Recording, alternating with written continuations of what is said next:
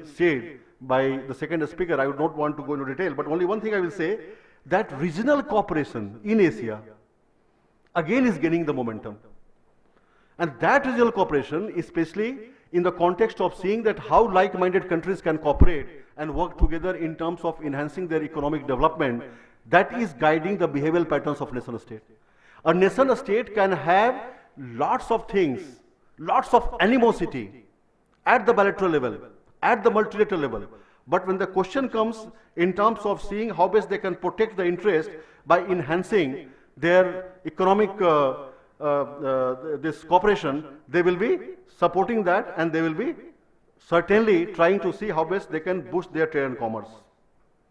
Let me say a few words about the strategic competition and the strategic partnership, because these two terms will keep coming whenever you read certain things on international relations, how these things really have lots of implication on this new world order. As I said, that in understanding these aspects, one has to really see the realist paradigm, how nation maximizes their power, and how nations at the same time try to see how best they can maximize their interest and minimize their risk. In the debate on the strategic competition versus strategic partnership, one has to see that by and large, they are competing again to promote their interest in the region. I am talking about region-specific thing. There, obviously, the trend, it's very difficult to discern the trend, but if one tries to infer the trend, I think there will be absence of major conflict between the emerging states, especially with regard to India and China in the new pivot, and the general acceptance of norms of international behavior that preserve the peace and enable them to pursue their objectives in a competitive manner, that is going to be the guiding force. The participation of the states or the new pivot in terms of building the international norms. So far, the international norms were made by some select group of countries. I don't want to name those countries. All of you are aware about those countries. So, some select group of those countries, but now the trend will suggest that those international norms, and I will give you one example, what is happening especially in the last one decade, and especially in the last 4 or 5 years, when you have been really seriously watching the implications of the ongoing world economic meltdown. And one can discern the trend by really seeing that how the countries, especially the developing countries, have been given the responsibility, and these developing countries like India and China, to evolve certain consensus and come up with certain mechanism to get rid of this ongoing world economic meltdown. There is no doubt, despite all these factors, the EU tops the list in terms of China's trading partner. And EU also tops the list in terms of India's trading partner, if you see the volume of trade between India and the EU and India and the US. So I am saying that that being a factor, it's not that the change is going to happen overnight, or change is going to happen for the better for the international system. But the trend, if you would like to really discern the trend from the evolving patterns, it is very slow, but it is happening. And after 50 years, it might not again happen, the shift might not take place. So again, the question which again becomes very important, that there is a shift in the global economic gravity, and this is what the debate, power shifting from west to east or north to south, and this defines the global trend. And this trend again is very important to understand how the newer power centers themselves have been confronting with lots of challenges, and these are all internal challenges from internal sources. And those become the stumbling blocks for their overall growth and really becoming the major actors in the international system. There is no doubt again to see that how the world economic meltdown debate has been shaping the behavioral patterns of both developed and developing world. Now G7, G8 does not exist. G20 has come on the horizon. And this G20, these two countries of the new pivot are the major actors in G20, that is China and India. So that again shows an evolving trend in the international system. Let me say again that the overall world economic meltdown certainly is a Western crisis, and that has really engulfed the other nations across the globe. And when I say Western crisis, mostly it comprises the United States, Western Europe, obviously the Eastern European states, Canada, Australia and Japan. And these countries really have been going through a turbulent times. When I say turbulent times, I mean to say because of the current economic situation. The overall international order which was built by these countries was uneven. As you know, the debate on new international economic order, that always was phased out by the developed world. They never wanted to hear these two words because there was a demand and requirement from the developing world that the new world order should be, or new international economic order should be based on the equity and justice. And these two terms were not liked by the developed world. So ultimately, if you see the impact of declining European growth, there is no doubt it has lots of geopolitical consequences, not only for Europe but for the rest of the world. But it is uneven. Some countries have become the most affected. A number of other countries have certain impact, but they can sustain. There is no, again, I think one has to really see the overall evolving patterns of European Union. And then one can understand the implications of this, the debate on the emerging powers for the international system. The most European defense budgets, they have fallen to below 2% of their gross domestic product. So it will limit Europe in terms of building itself, in projecting its power. I am not saying that European Union wants to have a robust military capability. No. European Union, certainly the priority has always been different. As you know, because of the Cold War era, you had the NATO-led forces, led by the United States, and then you had the Warsaw Pact, led by the formerly Soviet Union. And in that context, their defense was largely seen in a collective security framework. So ultimately, if you see the debate which is happening now, which is again shaping the global trend, is on economic rebalancing.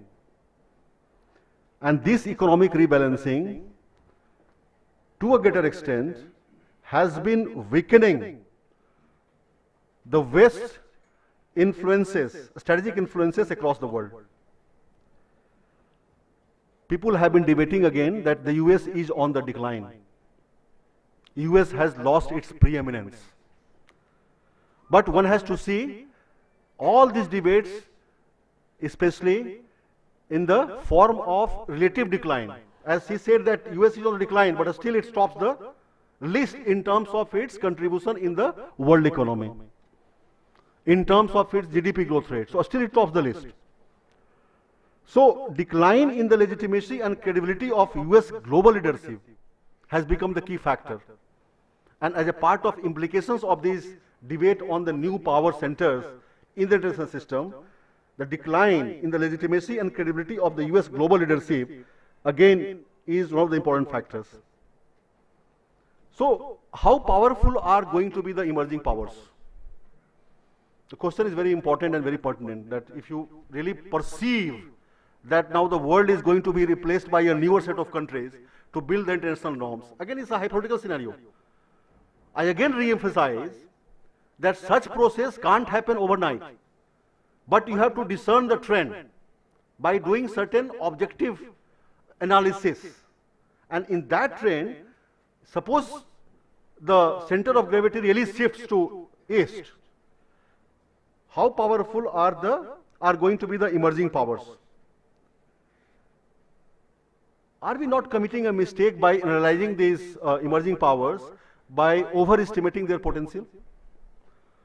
Again, if you do an objective analysis and try to really create certain academic discourse, that what really constitutes or what makes a nation rising power, and if you try to analyze those parameters, especially the larger definition of comprehensive national power which constitutes the economic growth as well as their military capabilities, So still, if you see the countries which are in the new pivot, still lag behind in terms of the major developed countries like the United States.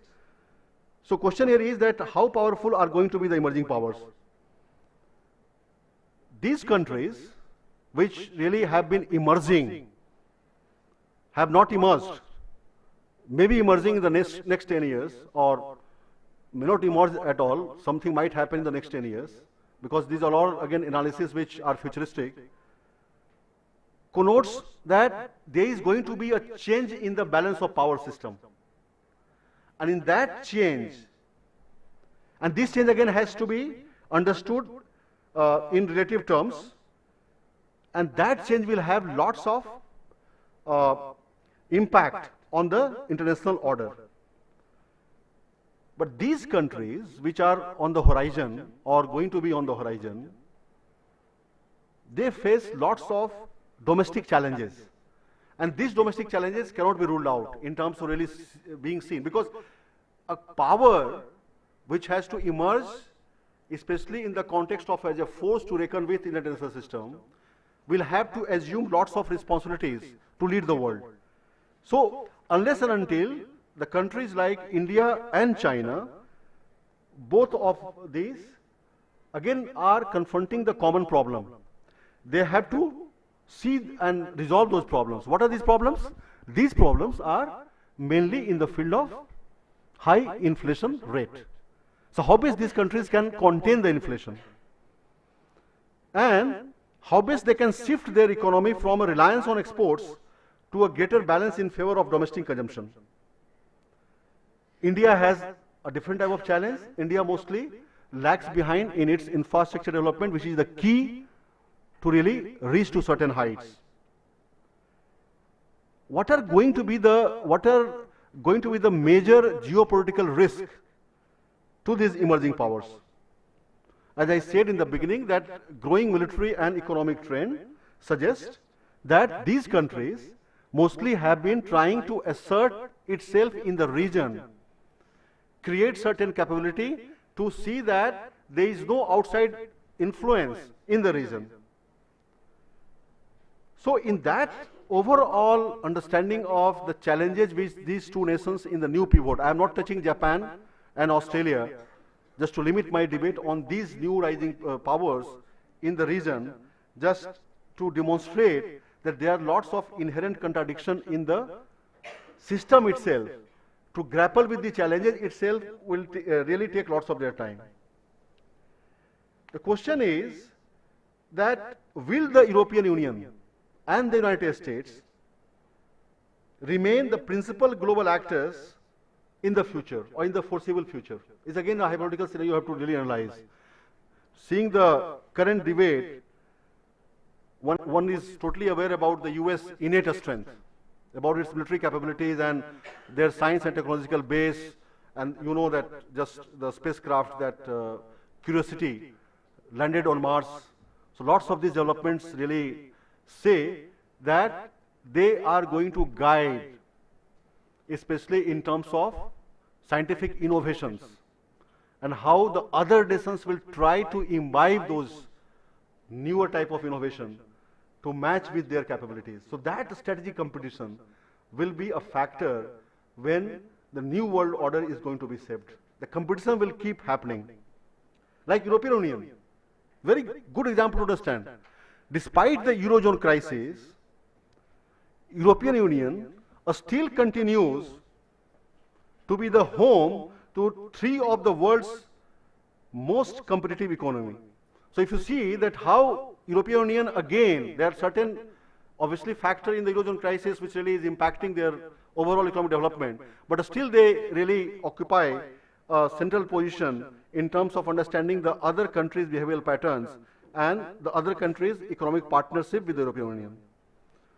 So European Union, obviously in the current context, will never even attempt to compete with either the US or China militarily.